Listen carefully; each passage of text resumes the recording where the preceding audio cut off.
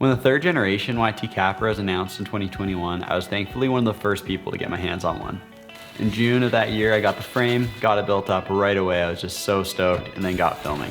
That project became known as Carpe Diem, and it was such a fun time to film. Traveled all around New England for it. I rode at Highland Mountain Bike Park, Burke, and Killington, and I'm super pumped on how that project came out.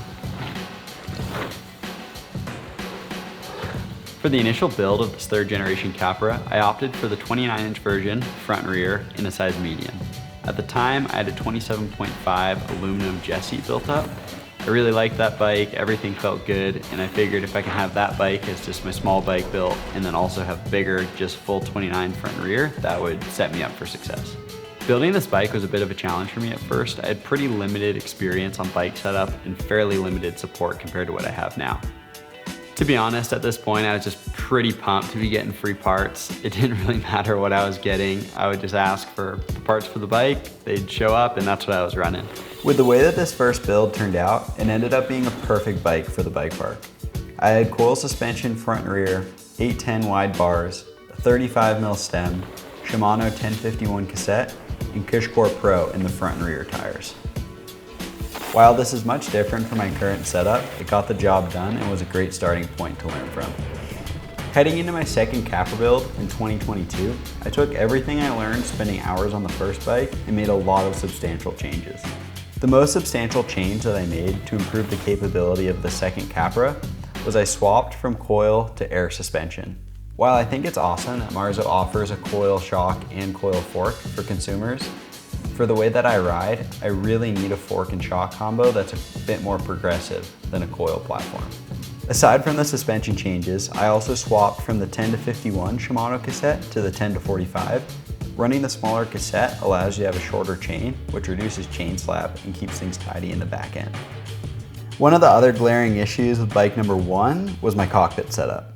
For bike number 2, I swapped from an 810 wide bar to a 780, and I also swapped from a 35mm stem to a 40. Another major change I made heading into the second Capra build is I swapped from aluminum rims to carbon. On a 29er, I found that an aluminum rim in the back when I'm riding the bike park, cornering hard, sharping, kind of being an idiot, really just felt a bit flimsy to me. And when I switched to the carbon, it completely changed the bike. The added stiffness was amazing, and it just gave me so much more confidence. All in all, these changes made a massive improvement for me. That bike was one of my favorite bikes I think I've ever had. I rode it so much last year. It was probably the bike I actually spent the most time on. Once again, I was in New Hampshire for the summer, got to ride Highland a bunch, also got to ride at Winter Park, at Trestle Bike Park a whole bunch, and I was just thrashing that bike. Really putting it to work.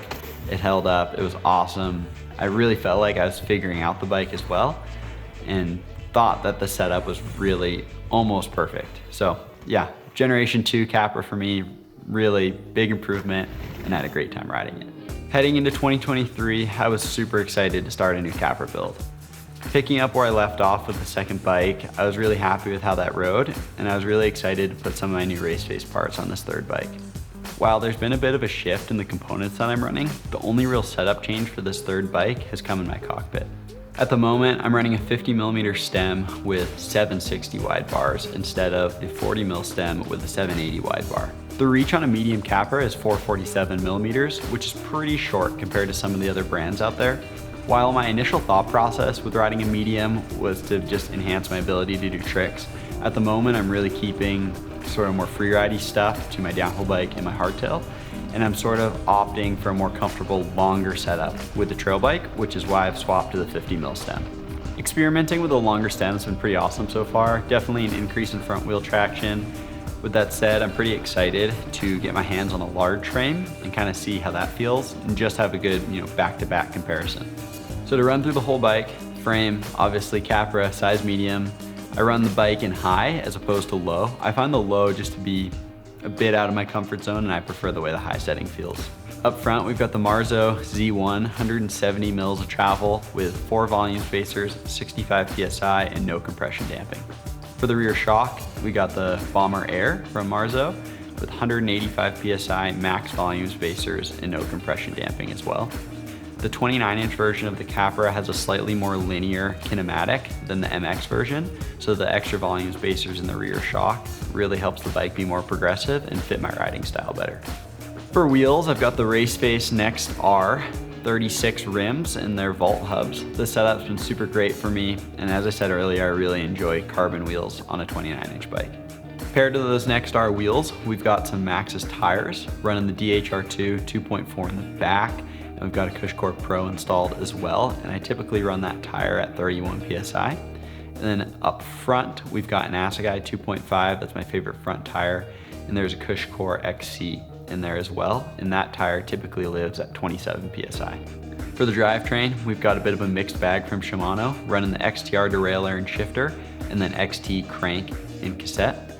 Still running the 1045, as I really like how it kind of keeps things tidy in the back end. For brakes, we're running the XT 4-piston. These brakes are awesome, I've ran them for years, and paired to those brakes, we got 200 mil rotors front rear for max stopping power. For the last few parts to round out this build, we've got the 175 mil dropper from RaceFace, a Title MS1 seat, and a bash guard and chain guide from 1UP.